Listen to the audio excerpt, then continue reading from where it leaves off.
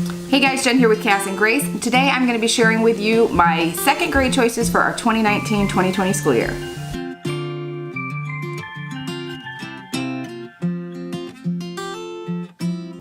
So this curriculum is for Caleb. Caleb is 7 years old and going into second grade this coming school year.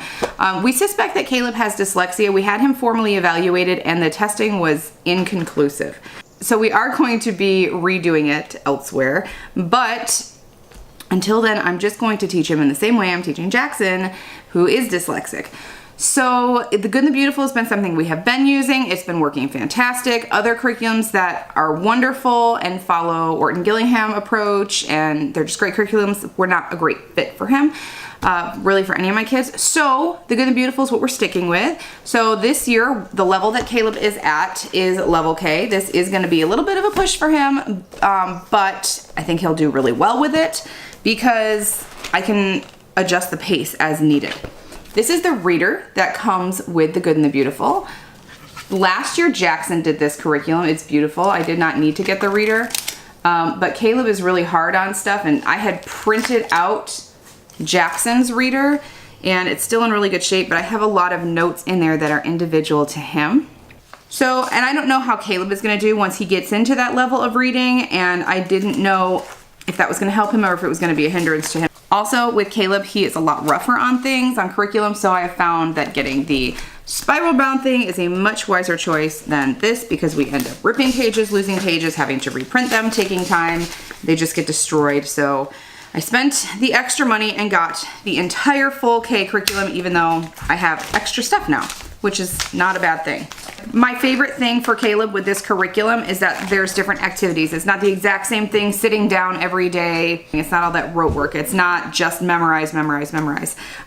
They really mix it up. There's things that he can get up and move with. There's things that he can be creative with. And then there is some of that sitting down and writing and reading stuff too. A lot of reading, obviously it is language arts, but it's not so intense that he's gonna get overwhelmed. Caleb does have ADHD, autism, and sensory processing disorder. So we have to really be creative some days with the workload that we give him and what we expect of him. It really just, we have to take it on a day-by-day basis. Another thing that comes with the language arts kit is these mini books. They come like this, and you can print these out too, but I don't know. I love my printer and I hate my printer at the same time. I have a Canon.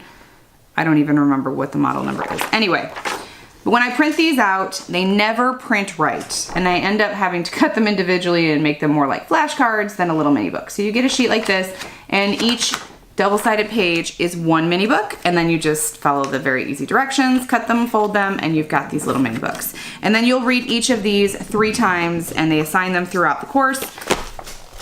So you know, you're very clear on where you should be reading, where you should be in your mini books, and where you should be in your readers.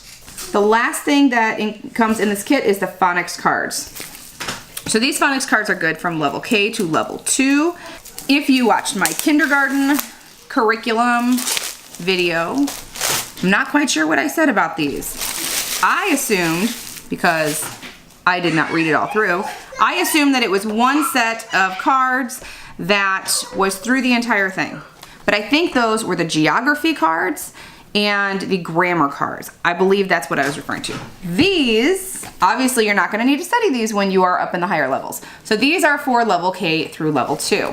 The level K goal is that they work from card 1 through 58. By the time they are finished with level 2, they will have learned and memorized all 164 cards.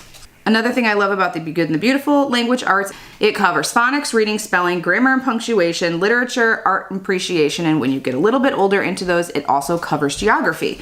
So about halfway through the year, I tested Caleb through math because I was finding he was really just blowing through stuff. When I was sitting down to teach him a new concept, it was things that he already knew, or he was picking it up super, super fast. So over our December Christmas break, I went ahead and retested him, and he placed right at teaching textbooks level 3. So we started there. So he has gotten not quite halfway through that, so he will just continue on with that and probably be in level 4 by the end of the year. Along with teaching textbooks, I'm going to be starting musical multiplication with Jackson and Caleb. This is something that is going to be on, so Evie is going to hear it. It's not going to hurt for my high schooler to hear it also. And I'm going to do a separate review on this, but just for the sake of showing you guys here in this video, this is how this works. You get 4 little books in this set. And you get this flash card here. This is the instructional card. And in each book, you've got a set of multiplication tables. So I really like these books. They have really pretty pictures, very visual, make everything very engaging. And then at the back, there are the flashcards that you rip out and cut, and you've got those to practice with also. So when you purchase the musical multiplication, excuse the barking dog. So when you purchase the musical multiplication, you also get a downloadable link emailed to you. And that is where you're gonna find all the songs that go to this. So for history this year, I am going to stay with what we started last year, which is The Good and the Beautiful. Here is the big book of stories. Like everything else in The Good and the Beautiful, the artwork is beautiful.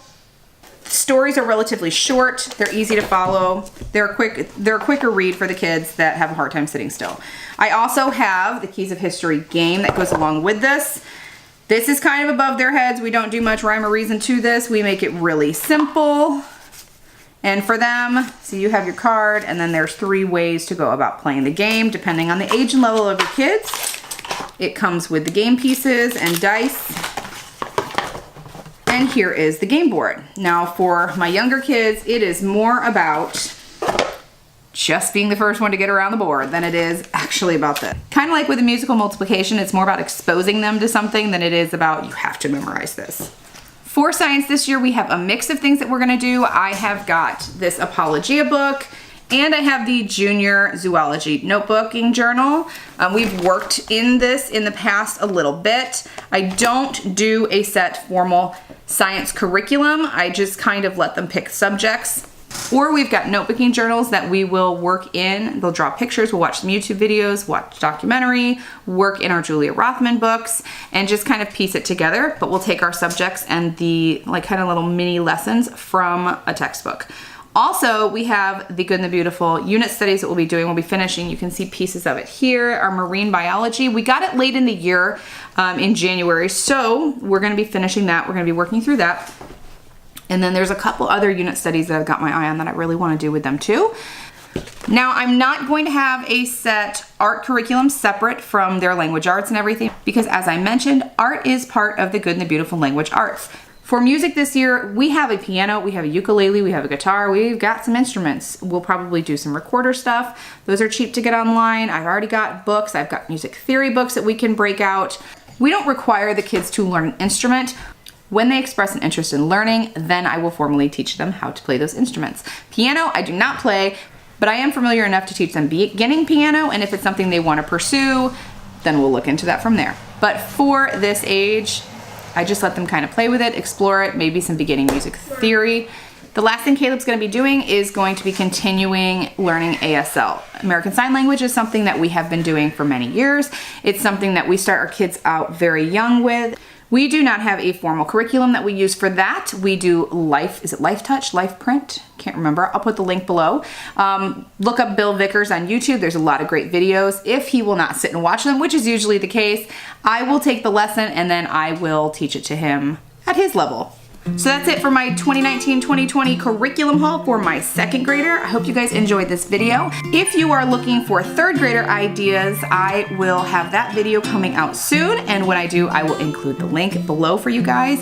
And if you haven't seen it yet, check out our kindergarten curriculum choices for 2019-2020 school year. Pop an iCard up here for you guys to check that out if you're interested. If you haven't yet subscribed, I want to invite you to do so and hit the little notification bell so you can stay up to date on all the videos we've put out. And we'll see you in the next video. Bye.